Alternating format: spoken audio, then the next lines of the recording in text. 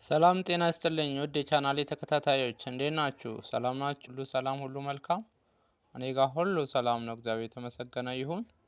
እናንተ ጋርስ እንዴት ነው? ሁሉ ሰላም ነው? አላህ እግዚአብሔር ይመስገን። እንደተለመደው እንግዲህ ከዚህ በፊት ሳቀርብላችሁ እንደነበረው አንድ አስተማሪ ታሪክ አቀርብላችኋለሁ። በጥሞና እስከ ፍጻሜ እንድትከታተሉኝ ጠይቃችኋለሁ። መልካም ቆይታ ከታሪኳ ጋር። የታሪኳ ርዕስ ሶቅራጥስ እና አሉባልተኛው ትላለች። አንድ አሉባልተኛ ሶቅራጥስን ስለ ወዳጅ የሰማሁት ደስ አይልም ሲለው ሶቅራጥስ አይመልስለትም። እየተከተለ ይገርማል፣ ከእርሱ አይጠበቅም አለው። ሶቅራጥስ ቱራናፋው እንደማይለቀው ስለተረዳ ስለ ወዳጅ ልትነግረኝ የምፈልገው ልሰማ የምችለው 3 ጥያቄዎችን ስትመልስልኝ ብቻ ነው ይለውና አከታትሎ የሚከተሉትን ጥያቄዎች አቀረበለት። ሶቅራጥስ የመጀመሪያው ስለ ወዳጄ የሰማው እውነት ነውን? ምላሽ እርግጠኛ መሆን አልችልም። ሶቅራጥስ የምትነግረኝ መልካም ነገር ነውን? በጥራቄ አይደለም። ሶቅራጥስ ለኔ የሚጠቅመኝ ነገር አለውን? ወንፊቱ የለውም።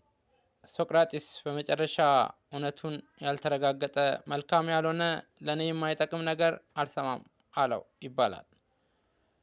ወዳጆቼ እውነቱን ያልተረጋገጠ መልካም ያልሆነና በህይወታችን ላይ ጉልህ ሚና የሌለው ነገር ላይ ጊዜን ማጥፋት ትልቅ ብክነት ነው። አንዳንዶች በማይመለከታቸው ነገር እድሜያቸውን ይገፋሉ።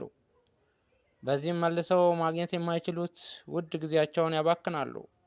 ስለሆነም በጎ ዓላማ በሌለው እውነቱ ባልተረጋገጠ አንዳች ፋይዳ በሌለው እንቶ ፈንቶ ሳንባዝን ለሚጠቅመን ነገር ለሰናይ ተግባር ለእውነት እንትጋ በማለት ታሪኳ መልእክቷን ትደመድማለች።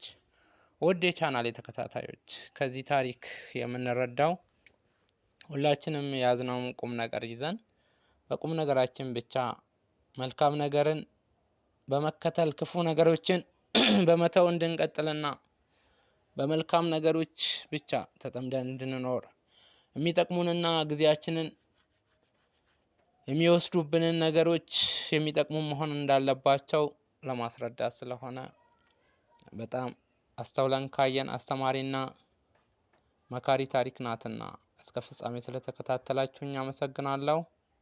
ክብረት ይስጥልኝ።